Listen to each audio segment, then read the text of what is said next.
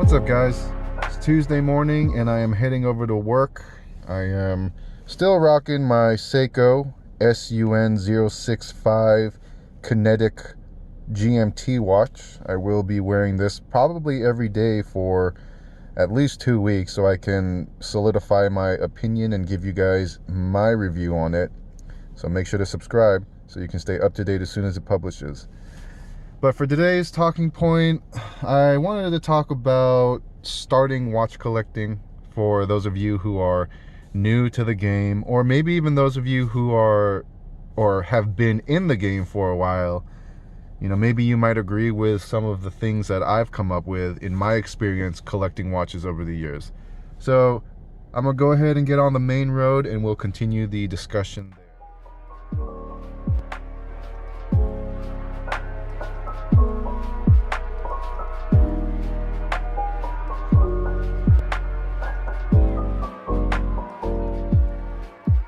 So I want to talk about some things that I wish I had known when I first started collecting.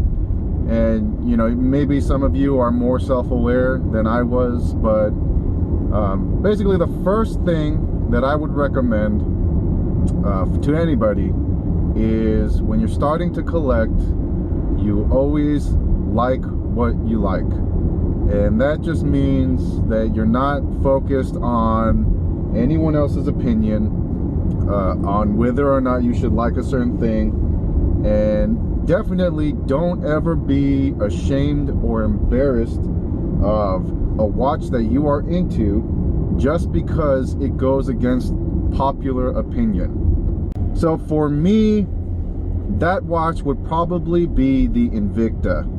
And you know, everybody knows the stigma that Invicta has. For most of the more well-to-do, renowned watch collectors, they have their opinions on Invicta, and none of them are ever good.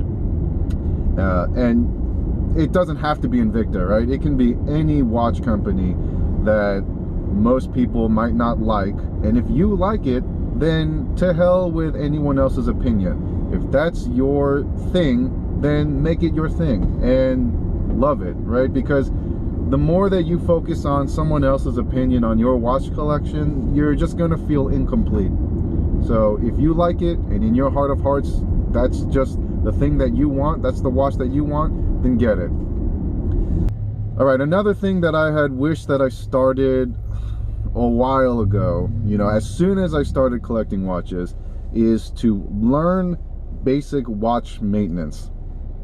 You know, you don't have to be a skilled technician, you don't have to start an apprenticeship in making watches, but you should definitely invest in a basic set of tools, maybe like a jeweler's screwdriver kit, whatever you want to call it. You know, they're not that expensive. You can go on Amazon, you can go on so many different retail sites and get a basic set of the tools that you'll need for just simple maintenance, like replacing batteries or swapping out bands and straps, things like that. The reason why I'm recommending it is because it gives your collection so much more meaning, so much more substance, and it's just a fun thing to do. For those of us who, we all have jobs and we all have the normal stresses in life, we got to pay bills, we got to deal with our family, it is nice to sit back in our own little personal space, unwind, and just work on a watch. So the great thing about watch maintenance, or at least basic watch maintenance, is the instant gratification. So many things in life are complex, they take a long time, but with basic watch maintenance, you can just, you know, forget about everything for 30 minutes to 45 minutes and be in your own little personal space and work on a machine. And it's just a really relaxing, calming experience. So I definitely recommend that. Plus, your watch collection then becomes even more in your control. You really want to be in control of your watches. So you don't want to have to rely on someone else to make your adjustments, and you don't want to have to hope and pray that somebody else did what they needed to do to make sure that your watch functions. Another example is something as simple as a battery replacement. I can't tell you how many times I've taken my watch to a jeweler or a store, had them swap out the batteries, and then the first time I wash my hands, the crystal fogs up because they probably didn't rub the gasket with some silicone oil, or just something simple like that. They didn't screw down the case back tight enough. So nobody's going to care about your watches more than you. So that's why I definitely recommend learning basic watch maintenance. And the great thing about the internet is there are so many different videos that cover anything and everything that you could do on your own in the comfort of your house. All right, my next recommendation, or not really recommendation, but life tip in general, is that you are good enough for any watch, or for anything for that matter, but specifically for watch collecting, there is no watch that is too good for you. Okay, what I mean by that is that everyone's got their Grail watch, and I think unfortunately it is a common practice to just automatically assume that it is out of the realm of possibility for you to ever own that watch. Maybe not for you. I know for me, that was like my go-to. I automatically just said, you know what, that watch is too expensive. I'm not even going to attempt to try and get one. So you really need to identify what your Grail watch is and then make moves towards getting it. You need to sit down and be realistic with your goals. See what you got to do each month. Like, do you need to put away some money? Do you need to change your job? Just things like that, because nothing is impossible in life as long as you're willing to make it a reality. I'm not saying it's easy, because things that are worth it are never easy, but it's also important to understand that it's not impossible. And that brings me to my next talking point, which is never settle. Don't ever settle for a less expensive, less quality watch just because you feel like your Grail watch is unattainable.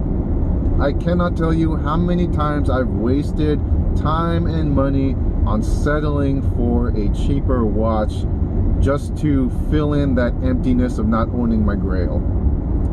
An example is not necessarily that the Seiko Tuna was my Grail watch, but it's an expensive watch in my opinion, and I waited so long buying one because I just felt like it was too expensive. I'm not going to waste my time getting it.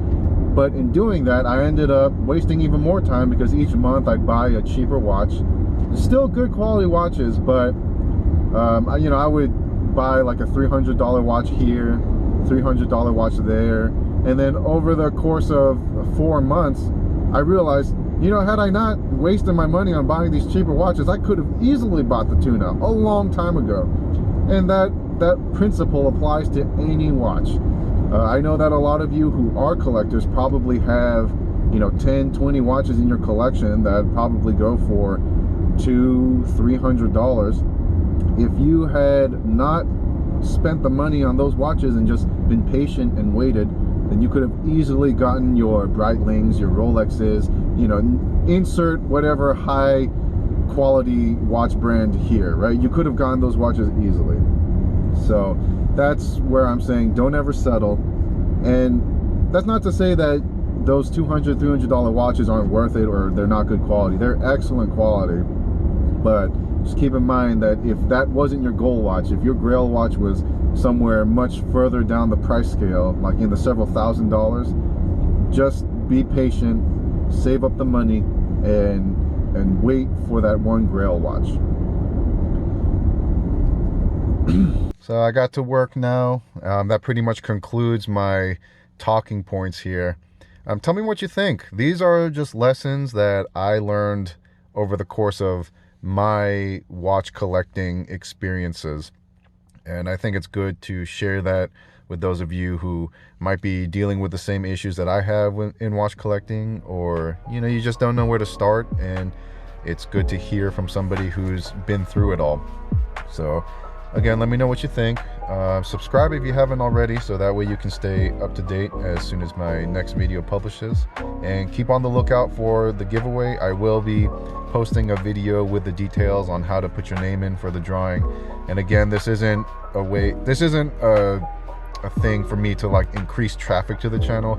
This is just how I can say thank you to the people who have already been here, watching the episodes and giving support.